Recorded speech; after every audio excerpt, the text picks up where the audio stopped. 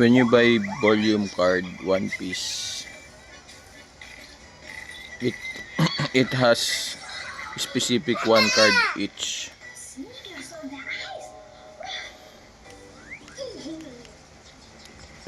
It has one card in each every pack. So you need to pull this 7 complete set. The next one, these are the list of the volume cards. The next one is this pack.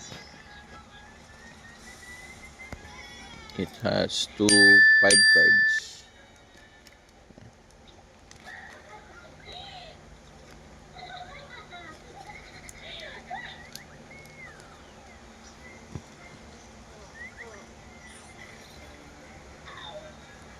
The next pack is this pack. So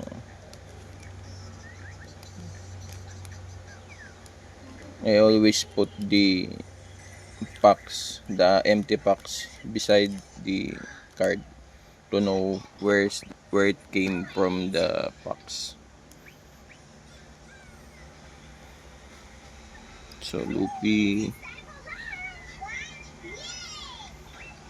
These are promo cards. I know this is a limited promo cards. And these packs. These packs contains 5 selected cards. But this is 10 pieces before you build this. When you buy this card, it contains 5 pieces or 5 cards each. So you need to buy 2 or 3 more to get this 10 different items.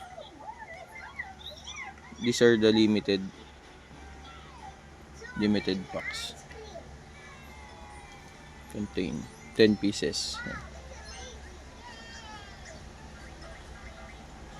The complete set ko yata.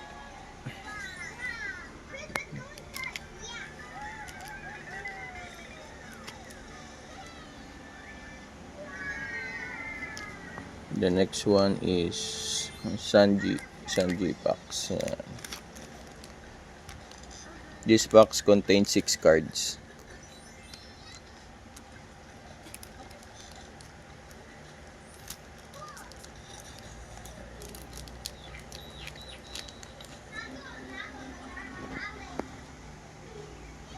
When you buy these cards, I thought, if I'm not mistaken, it costs $3 or $4. $4 to $5, sorry. Contains 6 cards. The next pack is Ace pack. So volume 8. Each pack contain 1 card. So it's hard to pull this one. This Ace. I buy numerous packs to get this Ace card. So if you are lucky, you can pull it. So it's like every time you buy, each pack contains 1 card. So you need individually to pull this. Next one is this pack. Same as other packs. When you say it's colorless, no, when you see the colorless like that, it contains one card at all. So you need to pull this 4 different cards individually. It contains 4 cards again. That's a volume 9. This is the volume 8. So this is the volume 10. it contains 1 pack each. So you need to buy 4 pieces again. Then when you buy 4 pieces, it's not guarantee you pull this 4 at the same time, no. So you need to buy more before you complete that. So it costs around $3 each, up to $5, depende on the seller. So the next one is, I thought it's the volume 10. Yeah, it's a volume 10, if I'm not mistaken.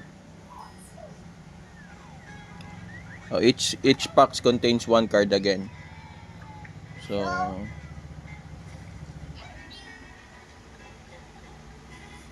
this is the promo cards.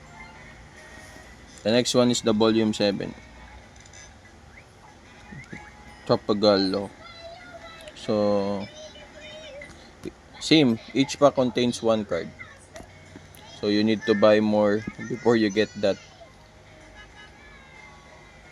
For me, this is the hardest one to get. I buy 8 packs before I get this.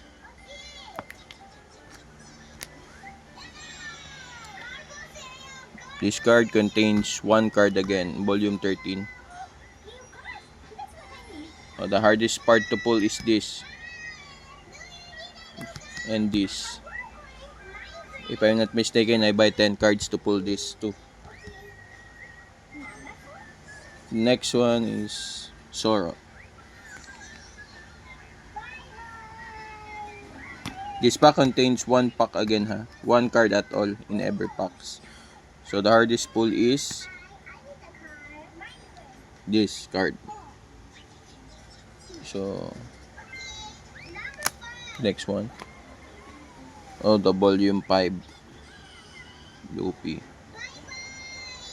So here you see this pack is empty. I always told you. I put this because to know where the card came from, for them to not to us, no. So I know this is a limited. You cannot buy this at all, and the price is spiked right now. Spike high. So that's the card. These are the promo cards. So I'm lucky to have that. To have that 4 cards. And then I'm happy to say that I pulled this in a 4 packs individually.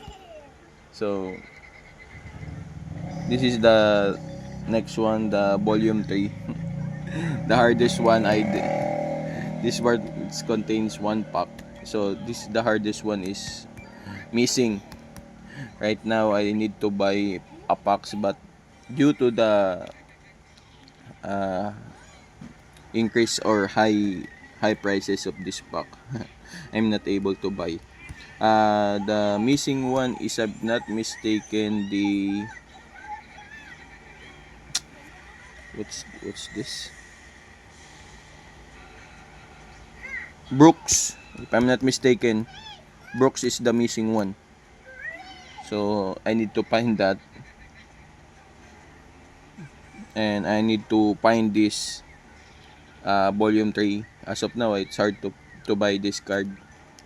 It's hard to buy this packs as of now. So I don't know if I can peel this right now. So the next one is the volume 6. Yes, volume 6. In this volume 6, no, it contains 4 packs. It's the same. It contains 4 cards, but every pack has a 1 card. So you need to pull this 4 again. So the hardest part to pull is this. Oh, this is the card. If I'm not mistaken, I don't know what is the volume of this card now. So this card contains 5 cards. When you buy these packs, it contains 5 cards at all. Not same as one of this, no.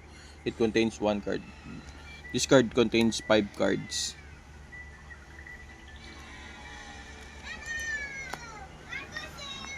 So the next one is this pack. So this pack contains 6 cards. These 6 cards, it costs around $4 if I'm not mistaken. Same with this, $5, $4 to $5. This pack contains 5 cards. So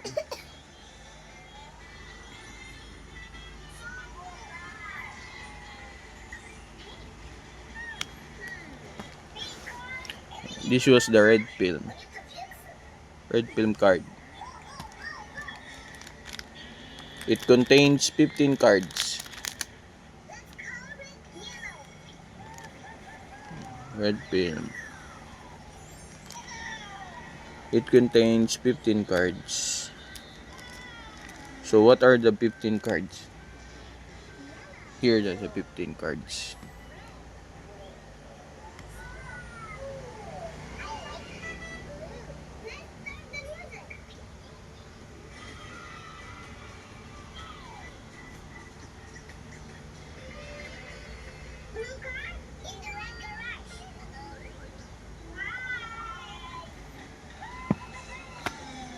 And last but not the least is the unreleased McDonald's promo card by Japan.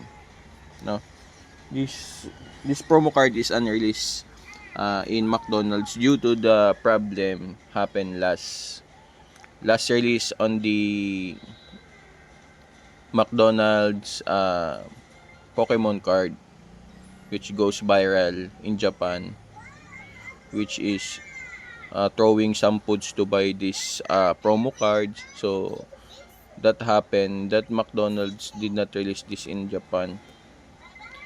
That's why the McDonald's do that to assure the public to get everything in this promo card. So I buy this, if I'm not mistaken, $10. $10. Right now if not mistaken, it's almost $15 at all. Depends on the seller. So this is the sealed one. The sealed one. Yes, I can pull it. That's the sealed one.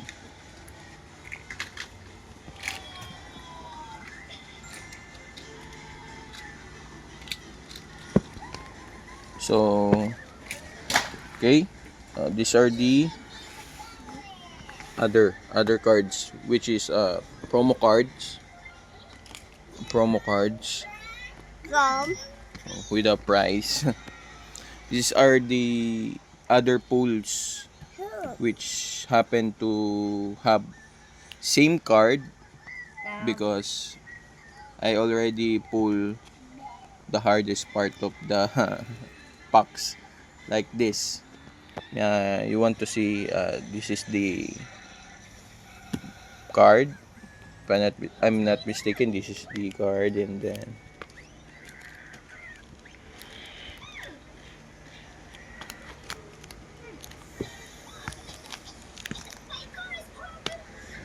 oh, my son is too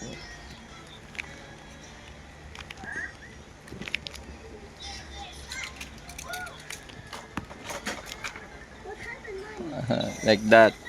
When I buy this, I know it's more than 10 packs before I get that, so I have more duplicate cards.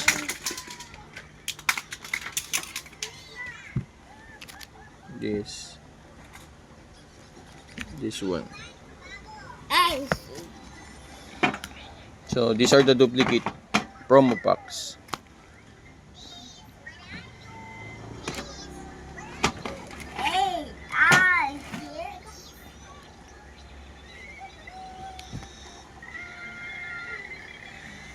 This promo packs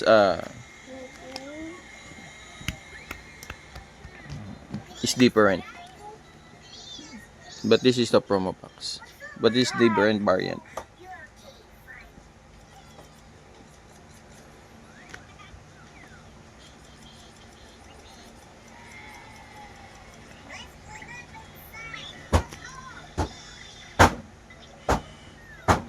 That's for the day. So have a great day everyone. These are my promo packs. Bye.